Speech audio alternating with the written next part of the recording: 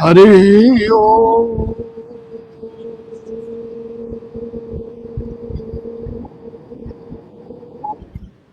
हरि ओम।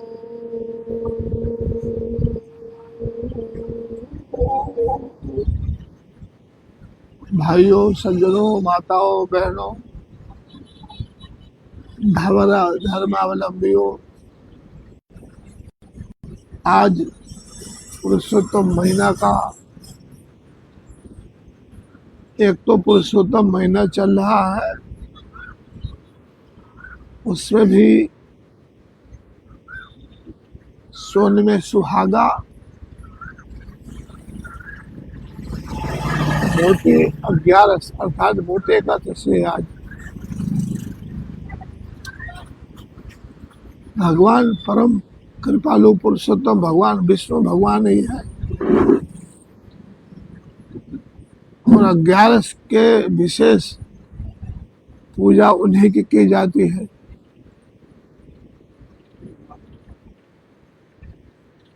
एकादशी, 11 पुरुषोत्तम मास, अधिक मास,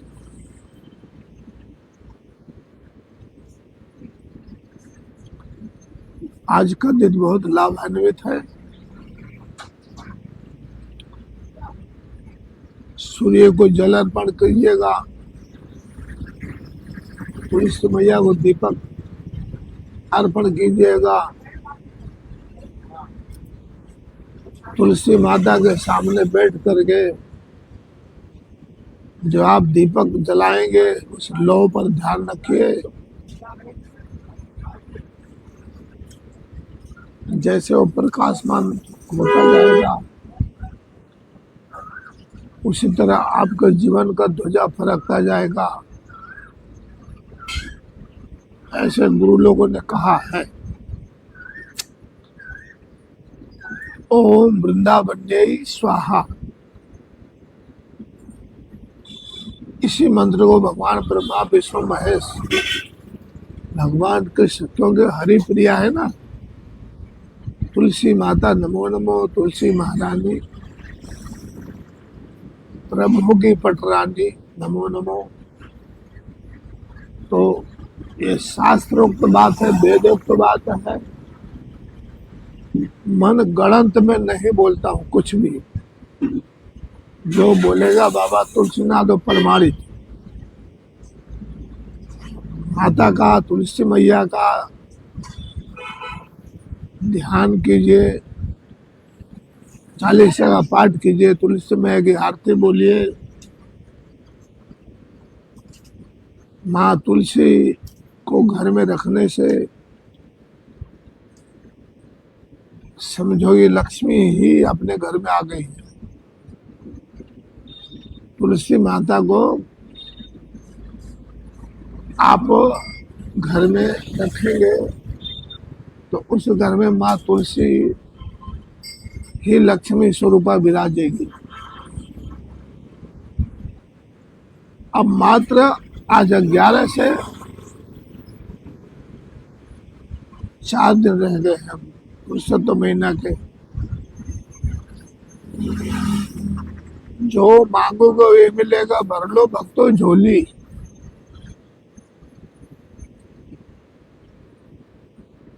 आज तक आपने नहीं किया होगा, अनजाने में जाने में टाइम मिला ना मिला स्वास्थ्य की बात है, तो पूरे महीने का लाभ पुरुषोत्तम महीने का दान का है, पुण्य का है, स्नान का है, सेवा का है, पितृ देवताओं का आशीर्वाद का है, सब कुछ आप इन दिन में प्राप्त कर लेंगे। खाली 4 दिन 5 दिन की बात है। अब भगवान विष्णु जी का जाप, ओम नमो भगवते वासुदेवाय, माँ तुलसी मैया का जप मंत्र, ओम वृंदावन्यै स्वाहा,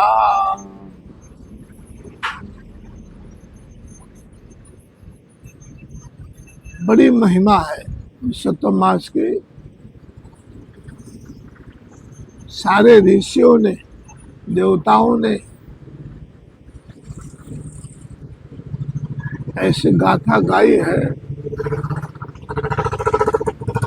आज के दिन एक और सूचना आपको देता हूँ कि हो सके तो आज उपवास करेंगे तो बहुत अच्छा रहेगा। आज अनाज का सेवन ना किया जाए तो बहुत अच्छा रहेगा। एकादशी उपवास करने वाले भक्तों को दसवीं के दिन एक टाइम भोजन करना चाहिए, दसवीं के दिन से ही। और एकादशी के दिन पूरा का पूरा, इधर देखो भाई, पूरा का पूरा रात और दिन को उपवास करेंगे। अश्वमेघ यज्ञ का जो फल मिलता है वही फल आपको एकादशी भगवान पुरुषोत्तम परमात्मा श्री हरि ही उपवास करने से देंगे। जो बच्चे हैं, जो हमारे जैसे बुढ़े हैं, उनके लिए कोई किसी प्रकार का नियम लागू ही नहीं पड़ता है। जो बीमार हैं उनको भी कोई लागू नहीं पड़ता है। बालक को वृद्ध एक समान होते हैं। आत्मा को कल्पना भी ठीक नहीं है। भगवान जति गोरक्षनाथ जी ने कहा है कि बहु आत्मा नहीं कल्पाओ, दूध भात मांग के खाओ। ये संतों को आदेश दिया है श्रीनाथ जी ने। दूध शुद्ध है, भात शुद्ध वस्तु है। जगन्नाथ का भात जिसको जगत पसारे हाथ। तो बहु आत्मा नहीं कल्पाओ, दूध भात मांग के खाओ। अब आप शरीर को मंदिर मानते हैं। इतिहास कहता है शरीर एक मंदिर है। उस मंदिर में बैठा हुआ जगत पिता ठाकुर जी को हम कैसे भूखा रह सकते हैं। तो जो व्रती होता है उस व्रत में, उपवास में, उस दिन उसका जो है प्रसादी आरोग्य हुआ, प्रभु को भी बल मिलते उससे। जो ईश्वर में शरीर हो जाता है, प्रभुमय हो जाता है।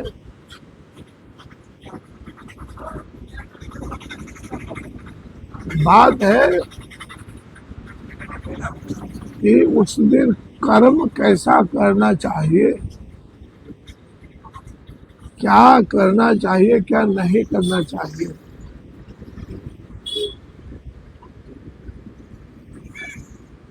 विशेष इस पर ध्यान देने की बात है, जरूरी है।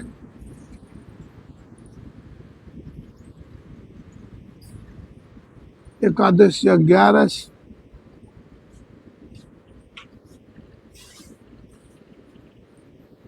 पूरे पुरुषोत्तम मास में हम तो कहते हैं कि जैसे लहसुन है, प्याज है, डूंगरी है,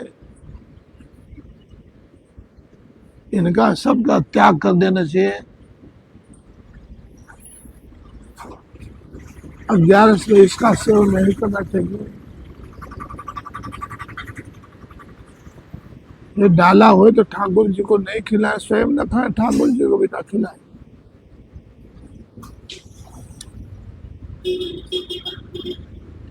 भगवान पुरुषोत्तम परमात्मा का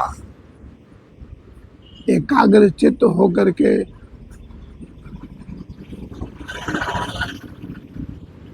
हाथ जोड़ के अंजलि फैला के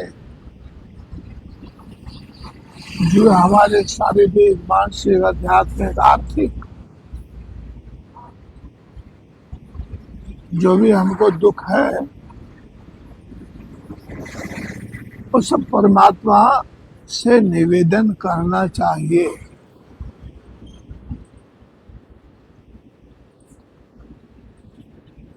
भगवान अंतर्यामी है, सब जानते हैं, फिर भी जब बच्चा रोता है तभी माँ दूध पिलाती है। सज्जनों, बच्चा जब रोता है तभी माँ उसके हृदय से लगाती है, सिर पर हाथ फेरती है, बच्चे को प्रसन्न करती है।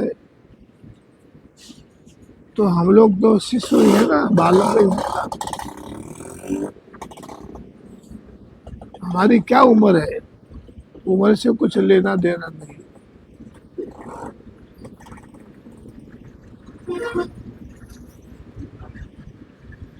कर्म से लेना देना, कर्म से। और व्यक्ति जब संसार से विदाई ले लेता है,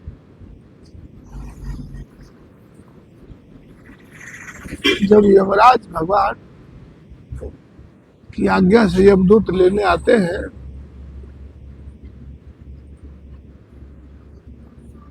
व्यक्ति के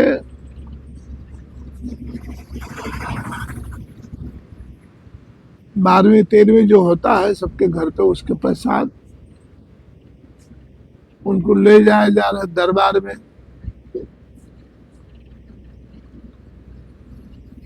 अब जिस करनी तस भोग हुताता, नरक जात अब क्यों पछताता। यमपुरी में आप कब पहुंचेंगे?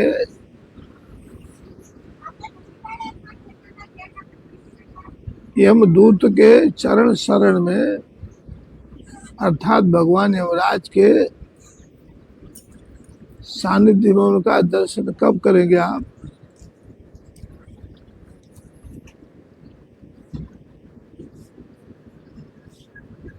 पता नहीं कितने टाइम लग जाते हैं। कर्मों के अनुसार की बात है मेरे प्यारे भाइयों, मैं नहीं बोल रहा हूँ, भगवान पुरुषोत्तम माँ सरस्वती जी बोल रहे हैं। तो जो हारी आत्माएं होती हैं, हारा जीव है, धर्मराज युधिष्ठिर जैसा जीवन में कभी झूठ ना बोला हो, झूठ का अन्न ना खाया हो, झूठ का धन ना अपनाया हो, भक्ति किया हो कि ना किया हो, सवाल नहीं। सवाल यह है कि कर्म आपको क्या करना चाहिए,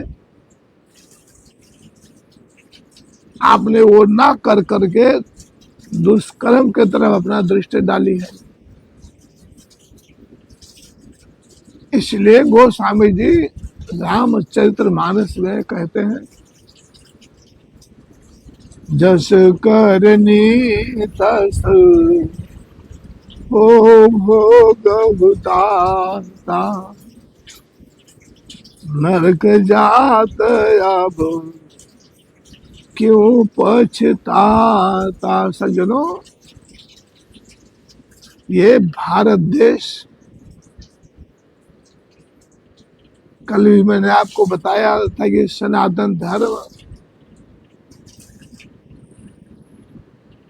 के ये सब शाखा है।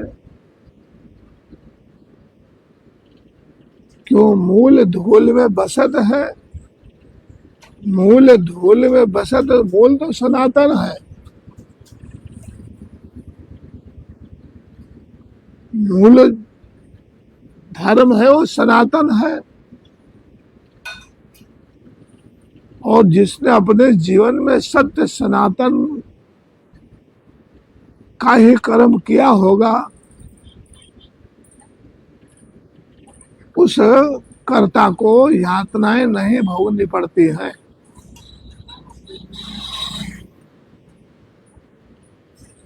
और जो महापुरुष लोग हैं, महापुरुषों की क्या पहचान है? आपने संसार में कितने दुखी लोगों को देखा होगा, और कितने दुखी हैं फिर भी साक्षात्कार भाव से वो अपने परम पिता परमेश्वर ईश्वर को दृष्टा बन के निहारते रहते हैं, देखते रहते हैं। दुख अपना काम करता है, पीड़ा अपना काम करता है। वो भगवान गुरु गोरखनाथ जी के रास्ते बताए हुए कि आ जाओ, बाहर मत भटको, मन मंदिर में पधारो, जहां आपको परम पुरुषोत्तम परमात्मा गोलोक वासी बनाएंगे। इसलिए पुनः पुनः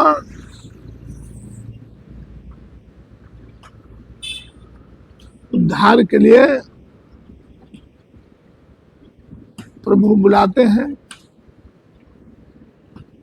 बुलाते कहाँ पे हैं कि वहां से आगे कुछ है ही नहीं, वहां से आगे कुछ है नहीं है। जिसको आत्मा साक्षात्कार हो जाए, जिसके लिए सारा सनातन धर्म भक्तिमय है, ज्ञानमय है, आनंदमय है, वैराग्यमय है, जो गंगा यमुना सरस्वती इदा पिंगला सूक्ष्मणा इनमें सदा स्नान करता है, भक्ति में, ज्ञान में, वैराग्य में, ना भूतो ना भविष्यति, ना वो दुखी होगा और ना दुखी है वो। आपने महापुरुषों के विषय में सुना हुआ कथा है कि आप जब भक्त को चोट पहुंचाते हैं, जैसे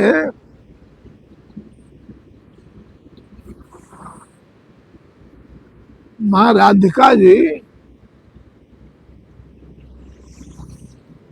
कन्हैया को लास्ट में दूध पिला के सुलाती थी। अब इसमें इतना बड़ा रिश्ता हुआ,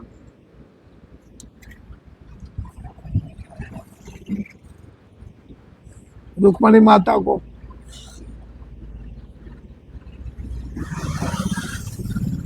राधिका माता का जो है भक्ति, तो बड़े बड़े ज्ञानी देव बृहस्पति उद्धव को ऐसा बोला था मैया ने कि उद्धव, ये प्रेम का गंगा है, ये प्रेम की नगरी है, ये तेरी ज्ञान की पोतियां सब भस्म हो जाएगी, जल जाएगी। उद्धव बड़े अकड़ में थे, क्या भगवान कृष्ण विलाप करते हैं, राधा राधा राधा राधा राधा करते रहते हैं। जब देखो तो वृंदावन के तरफ मुख करके मथुरा में गैलरी से निहारते रहते हैं, वृंदावन को, गोकुल को निहारते रहते हैं। मैं देखता हूं कौन ये राधा है, कैसी राधा है, सारे उसे घमंड में उतार दूंगा, हमारे ज्ञान के आगे टिकेगी। ऐसा अहंकार उद्धव जी को था, इसलिए भगवान ने इनके अहंकार को उतारने के लिए उद्धव जरा वृंदावन जाना, वहां के गोपियों को इस ज्ञान सुनाना। उद्धव जी को इसलिए भगवान कृष्ण भेजा था। उद्धव जी के ही वस्त्र जैसा, भगवान कृष्ण के जैसा वस्त्र उद्धव जी ने सब धारण किया था। जब वहां के गोपियों ने दर्शन किया, देखा ये हमारा प्रीतम नहीं है,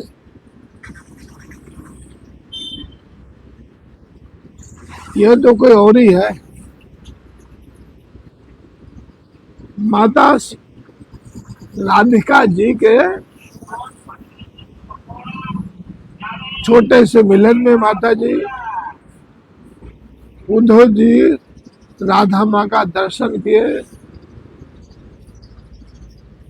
दीदार हुआ। सज्जनों, लंबी कथा है, संक्षिप्त बता रहा हूं आपको। यही उद्धव जो अपने बड़े भारी ज्ञानी बनकर गए थे, 1 घंटे के लिए भगवान के रथ को लेकर गए थे। मैं तुरंत चलाऊंगा ज्ञान दे करके। सज्जनों, उस प्रेम नगरी में जो वृंदावन का गोकुल का जो रज है, उसमें 6 महीने तक उद्धव जी नाक रगड़ते लौटते रहे उस भूमि में, और लास्ट में माफी मांगा राधा मैया से। तो प्रेम के आगे और उद्धव के ज्ञान के प्रति के काम में नहीं सज्जनों। इसलिए आप सबसे मेरा नम्र विनती है, पुरुषोत्तम भगवान की जय हो, कि जगत में कुछ नहीं है अपना।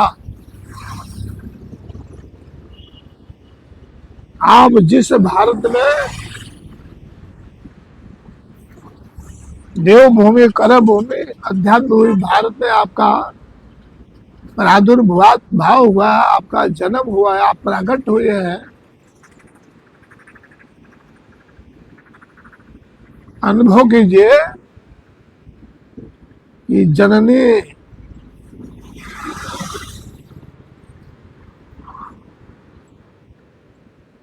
जन्मभूमि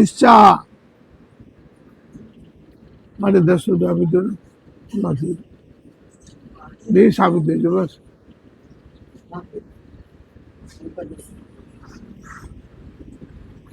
जननी जन्मभूमि स्वर्गादपि गरीयसी।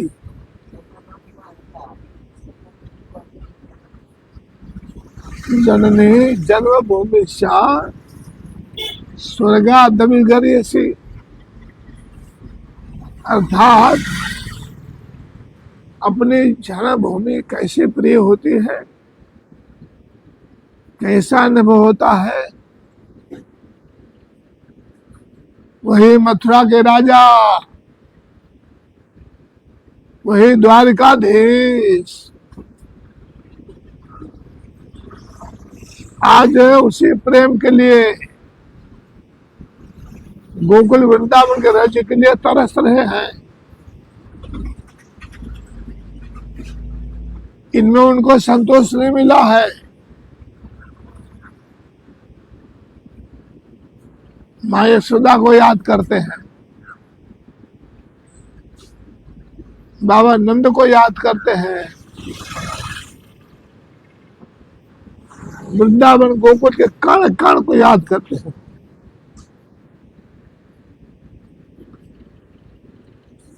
आज भी आप उस भूमि में जाएंगे प्यारे भाइयों, एक ने मानी, एक ने सुनी, दूसरे ने मानी, दोनों ब्रह्म ज्ञानी। तो आपके दोस्त कैसे होने चाहिए? आपका बैठक ऐसे के पास होना चाहिए, एक ने कही दूसरे ने माने, दोनों ब्रह्म ज्ञान। देव दर्शन के लिए एकला जाए तो अच्छा है, साथ में है कोई तो। चंचल मन वाला हो, उच्चाटन वाला मन हो, प्रभु में प्रेम रखने वाला ना हो, उसको साथ मत ले जाइए। अपने दर्शन के लिए गए हैं मंदिर में प्रभु के, छैल छबीली कमल नयन परमात्मा के साथ बैठे हैं, परमात्मा का सदैव दीदार हो रहा है, अश्रुधार पड़ रहा है। लोग क्या आंसू नहीं हो, प्रेमाश्रु है, प्रेमाश्रु। तो आंसू कई प्रकार के होते हैं। वो भक्त के आंखों से प्रेमाश्रु बरस रहा है। जैसे सुदामा जी का चरण धोया था द्वारिकाधीश ने,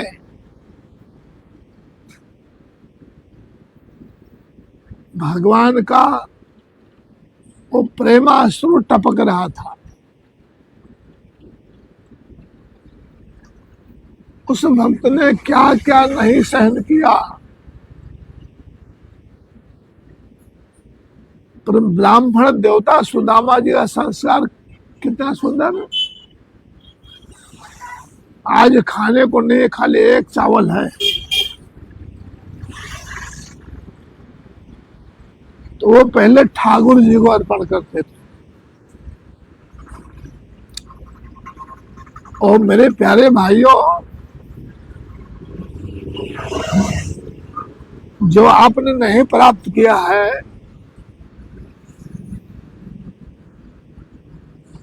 तो आपका बच्चा प्राप्त कर सकता है, कर लेता है।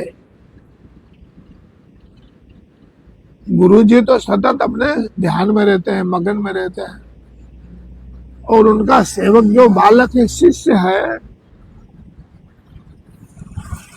वो गुरु आज्ञा पालक है। एक कथा आती है,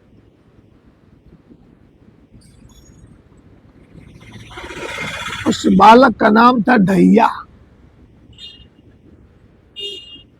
शायद पहली बार आप सुने हो कथा को। वो ढैया का नाम क्यों पड़ा ढैया? क्योंकि वो अढ़ी शेर खाया, अढ़ी शेर, अढ़ी किलो, अढ़ी शेर इसका खुराक था। अब धीरे धीरे जो शरीर के माता पिता थे वो स्वर्गवास हो गए।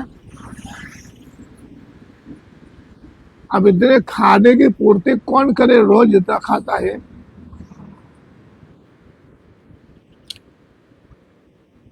ऐसे भगत प्रेरणा हुई उस बालक को कि जहां अन्न क्षेत्र चलता हो वहां खाने की कमी होती नहीं, कितनी खा जाओ तो। वो भाई था ढैया भक्तराज, परमात्मा के जो भी प्रेरणा मिली उसके अनुसार वो संत जी के आश्रम में गया।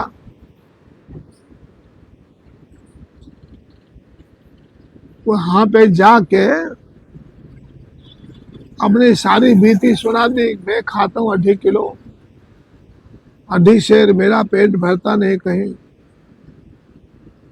आपका आश्रम में अन्न क्षेत्र यहाँ चलता है, कोई कमी है नहीं, हमको आप रख लीजिए। तो महाराज जी ने पूछा ढैया से, ढैया तो क्या करेगा आश्रम में? बोले महाराज जी जो आपकी आज्ञा होगी वही करूंगा। तो उस ढैया भाई को गौ की सेवा दे दी गई। और 2.5 सेर आटा और आलू बटेटा। उसको आश्रम की तरफ से दिया जाता था कि जंगल में लकड़ी इकट्ठा करके बना लेना। आश्रम से छाना भी ले जाता था वो, कंडे। गुरु ने ये कहा था, सुनिए आप सबके काम आएगा ये। इसलिए कहा गया विश्वासम फलदायकम।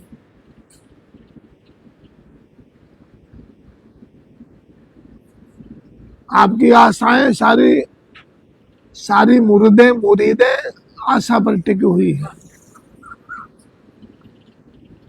ऐसे वो महंत जी ने आज्ञा दिया था बालक को कि जब तुम्हारा भोजन तैयार हो जाए, खाने से पहले तुम ठाकुर जी को जरूर धरना भोग। और उसको कोई ज्ञान तो था नहीं, बेचारा अनपढ़। पूजा क्या होता है, पाठ क्या होता है, सेवा जी ठाकुर जी की सेवा क्या होती है, भोग क्या होता है, कुछ पता नहीं था।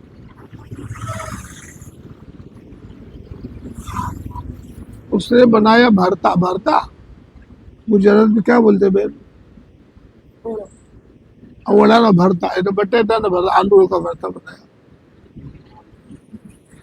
और जो आटे थे उसकी बाटी बना डाली। उसने अग्नि में सेक करके तैयार किया। खाने का टाइम गाय माता जंगल में चर रही है। गाय माता जंगल में चर रही है।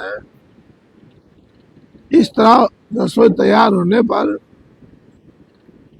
वो बालक ने गुरु आज्ञा का पालन कैसे किया, क्या कहा भगवान से, हे हमारे गुरु जी के भगवान, हे हमारे गुरु जी के ठाकुर, गुरु जी की आज्ञा है कि पहले भगवान को भोजन भोग धर के फिर खाना। तो आप आइए, आप आएंगे तो मैं खाऊंगा। इतना भोला भाला, इतना भोला भाला, इतना भोला भाला कैसा था, जैसे पवित्र पावन भूमि में सौराष्ट्र का बखान किया है ना, कि इतना बड़ा धराधाम भारत, विराट भारत, विशाल भारत, देवादिदेव महादेव ने सोमनाथ स्वरूप में सौराष्ट्र में आकर के, सौराष्ट्र सोमनाथम चा, यहाँ उनका निवास हुआ।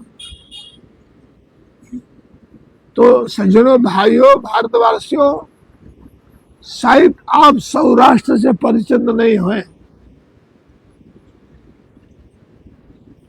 इस सौराष्ट्र में इतना रोटला प्रेम भाव कि द्वारिकाधीश ठाकुर जी आए तो इस काठियावाड़ में भी खो गए।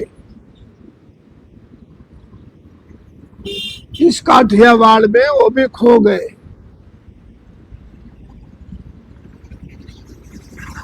इतना ये तपस्वी है, वीर की भूमि है, तपस्या की भूमि है, बलिदान की भूमि है।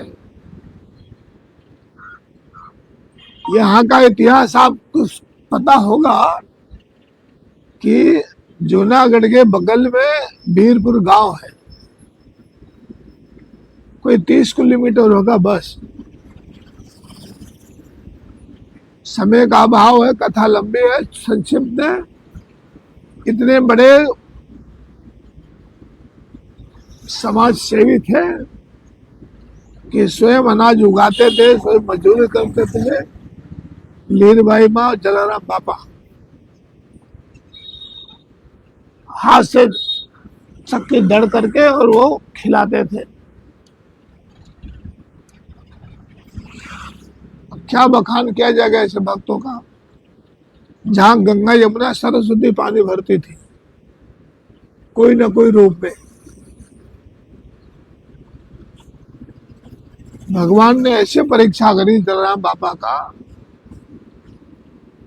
कि पापा मेरी उम्र हो गई है, अवस्था हो गई है, अब हमारे से हमारा काम होता नहीं है, तो अब हमको एक सेविका की जरूरत है। पापा तो बड़े दयालु थे, कुछ निराश जाते ही नहीं जाने देते। कहा बोलो बोलो महात्मा जी, संत जी, भगवान, बोलिए बोलिए। तो मुझे अपनी पत्नी को दे दो, मेरे सेवा के लिए बहुत उपयुक्त रहेंगे। भगवान ने माता के पास जाके पूछा, लीरबाई माँ से। लीरबाई ने कहा आपकी जैसी आज्ञा।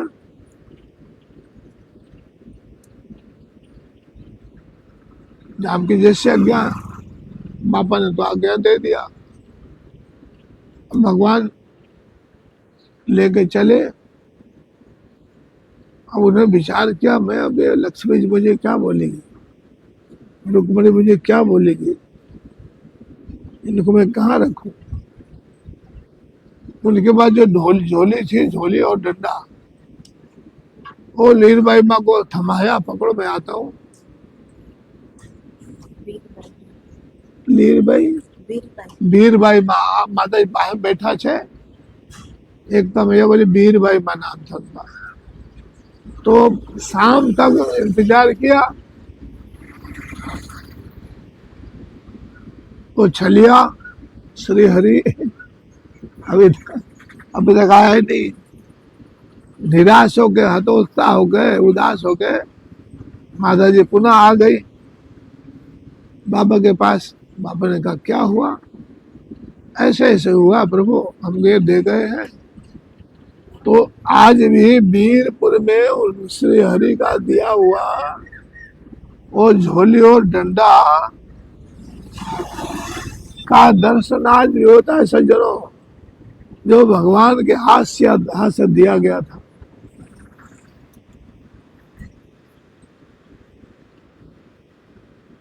अब जैसे वो भक्त ढैया की बात कर रहा था मैं, गुरु की आज्ञा जैसे तैसे बुलाए है हमारे गुरु जी के भगवान ठाकुर जी, आइए ग्रहण कीजिए भोजन। भगवान राम आए,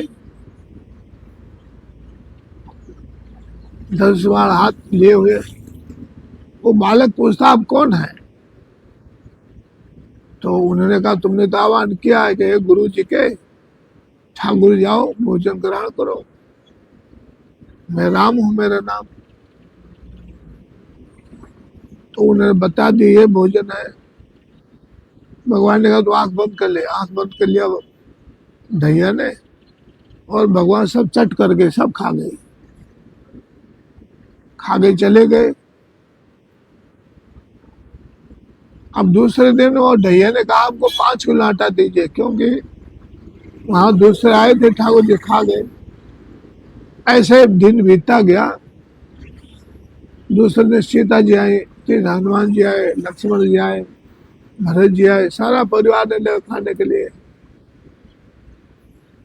अब लास्ट में वो महंत ने विचार किया कि यार कैसा पागल है।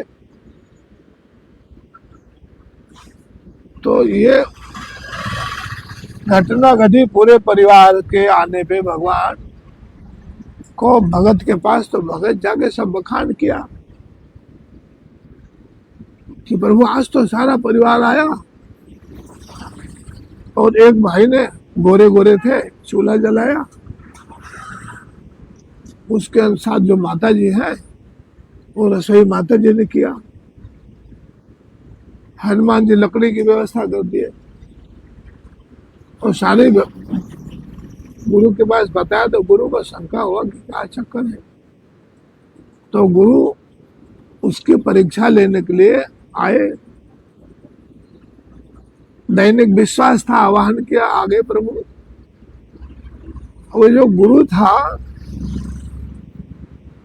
वो परमात्मा का साक्षात्कार किया और उनके चरणों में लेट गया। तो सज्जनों, यह है विश्वास।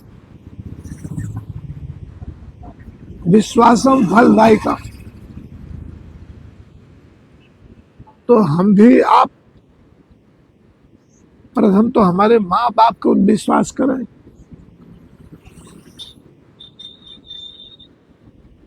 माता सरस्वती जी की वाणी है, वो कभी झूठ ना बोले।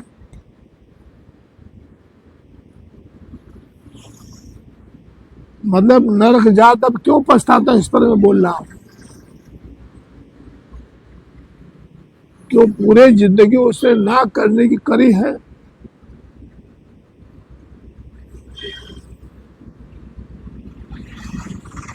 और उसका फल ये मिला उसको। क्यों कि यमराज के पास पहुंचने में उस वृद्ध शरीर को माता जी पता नहीं कितना टाइम लग जाता है। 27 प्रकार का नरक व वर्ण है, बरोबर है ना। तो वो पार करते करते करते करते करते जब पार हो जाओगे तो कितना महीनों लग जाएगा, कितना दिन लग जाएगा। अब जब आप वहां पहुंचोगे तो वहां चोपड़ा आपका खोला जाएगा माता जी। चोपड़ा खोला गया, एक तरफ भगवान बैठे हैं, एक तरफ यमराज जी बैठे हैं, धर्मराज जी बैठे हैं, और चित्रगुप्त जी अपना चोपड़ा लेके खड़े हैं। सारा पहले से उघाड़ा किया, पाना पाना पाना पाना पाना। ये मैं जो बोल रहा हूँ मन गलत बात नहीं, सत्य है। हम जो भी बोलते हैं, जो भी करते हैं, सब चित्रगुप्त नोट करते हैं। आए थे बाबा जी, बने थे हरि भक्ति करने के लिए, यहाँ व्यापार करने लगे। आए थे हरि भक्त भजन के लिए, खोदने लगे कपास। सबका लेखा जोखा उस प्रभु के पास है। ले लो मजा भाइयों, आपका प्रारब्ध है, वो प्रारब्ध आप खा रहे हो।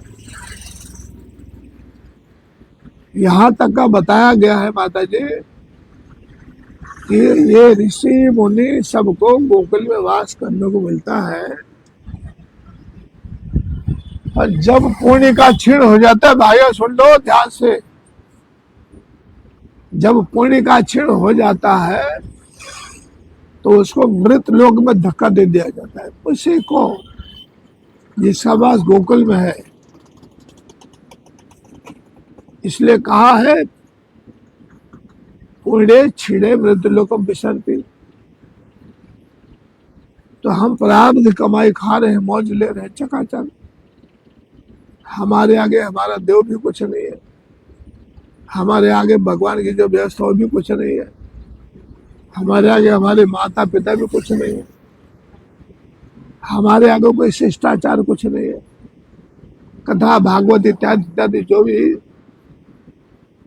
कुछ नहीं है, तो वही नरक जात अब क्यों पछताता।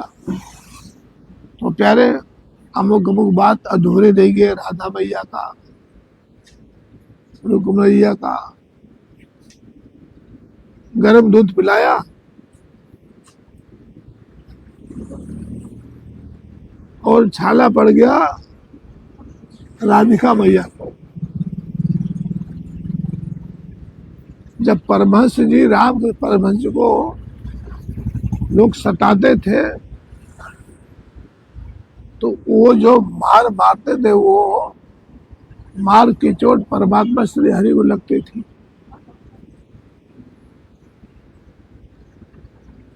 इसीलिए शरणागत